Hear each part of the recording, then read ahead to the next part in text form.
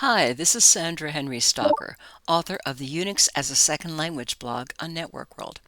In this Linux tip, we look at file permissions on Linux in two different ways. The first is simply to ask for a long file listing like this. You can see the permissions over here, and new, and the owner and group, and the name of the file all in here.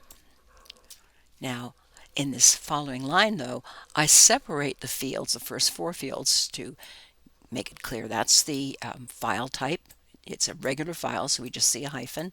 Then we see the permissions for the owner, the permissions for the group, and the permissions for everyone else. So everyone has everyone has read access, and the owner has read-write access. That is a fairly common setting. We can also use the stat command to look at file permissions. So if I run the stat command and then grep the word access, I see the file permissions in here. This looks like what we've seen above, plus the same permissions but in octal. And we can also see the last day and time that that file was accessed.